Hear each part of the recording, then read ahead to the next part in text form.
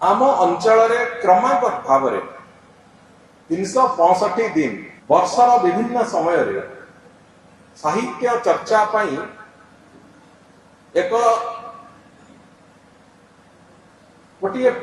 जो परमानेंट व्यवस्था किए अंततः कोटि ना कोटि हो केतेबेले कविता पाठोत्सव होतिबा राज्य स्तर विभिन्न कवि को डाकी कविता पाठोत्सव करोतिबा केतेबेले समालोचना साहित्य उपर आलोचना होतिबो सेथिरे भी राज्यर विभिन्न प्रमुख लोकों को डाकी हम आलोचना करोतिबा केतेबेले नाटक उपर आलोचना हबो से बाबद रे भी हमें डाकी आलोचना करोतिबा गांफिक मानव को एकाठी करिकी गोटे समान एकाठी करिकी तांकर समाहार करिकी तांकर कथा सुनिबा पई एक व्यवस्था करूतिबा ये प्रक्रिया रे अंततः 365 दिन विभिन्न प्रकार कार्यक्रम केमती हम से कथा को चिंता करवा दरकार। आम अंचल बेले बेले मते लगे कोट ना कोट सभा समिति करने को हेले पैसा तो खर्च प्रचुर हम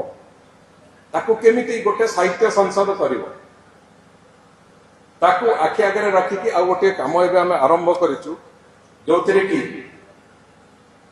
एई वर्ष तो आमे ब्लॉक ऑफिस आगे गोटे ऑडिटोरियम करिवार परिकल्पना आरंभ करछि गोटे 500 सीटर ऑडिटोरियम ताकू योजना आरंभ होइछे एवं बहुत शीघ्र काम भी एई आर्थिक वर्ष आरंभ हो बेटा जदियो ब्लॉक अधीन रे रहिबो मोर अंततः मु भावुची ब्लॉक रा कर्तृपक्ष को मोर एटा अनुरोध रहिबो जे कोनोसी प्रकार साहित्य संपर्कित कार्यक्रम हेले सेठरू पैसा टिए भड़ा जेमिति दवा को पड़िबो नै से भलिया एक कार्यक्रम आमे व्यवस्था सेथरे रखिबा साहित्य को प्रोत्साहन जदि नदब बाणपुर अंचल